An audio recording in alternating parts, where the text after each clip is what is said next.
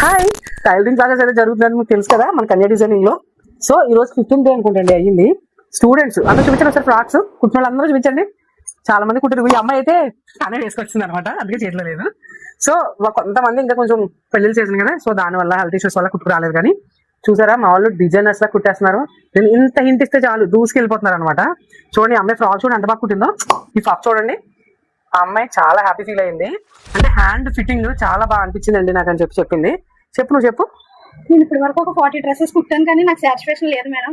మీ దగ్గర జాయిన్ అయినందుకు చాలా ఆనందంగా ఉంది. ఆ టిప్స్ నేను మీకు చెప్పిన మెజర్స్ బట్టి మా అమ్మాయి 5 years కుట్టాను మేడం. పర్ఫెక్ట్ గా అంటే వచ్చింది, చాలా సాటిస్ఫాక్షన్ అయ్యాను మేడం. చాలా హ్యాపీ మేడం. బొటెక్ రేంజ్ లో వచ్చినంత ఫీల్ అయ్యాను మేడం. చాలా యాక్చువల్ గా ఏంటంటే అండి, అమ్మాయి ఆల్రెడీ స్టిచింగ్ అలవాటు ఉంది.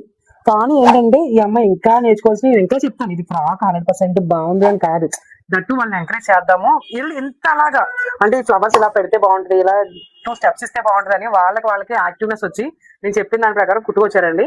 ఒక్కొక్కరు ఒక విధంగా. ఈ అమ్మాయి కాటన్ ఫ్రాక్ కుట్టుకొచ్చింది చూడండి.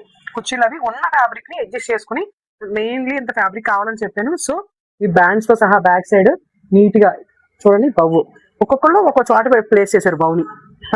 బాగుంది కదా, నాకైతే చాలా హ్యాపీగా ఉందండి. నేర్పించిన వాళ్ళకి ఏంటంటే మనకన్నా ఎక్కువ ఎదిగితేనే ఆనందం అండి. నేనైతే ఫుల్ గా సాటిస్ఫై అవుతున్న విషయంలో. వీళ్ళందరూ నాకన్నా బాగా నేర్చుకుని ఇంకా టిప్స్ దొరుకుతూ ఉంటాయి మనకి. మన దగ్గర నా దగ్గరే వస్తాయని కాదు, ఇంకా చాలా బాగా అంటే అన్ని మనమే చెప్పినాను కాదు, కానీ కొంచెం వాళ్ళ ఓన్ క్రియేటివిటీతో కూడా ఇలా డిజైన్ చేస్తున్నారు వీళ్ళం. అది ఇచ్చిన మోటివేషన్ ఏమో నాకు తెలియదు. అవునా?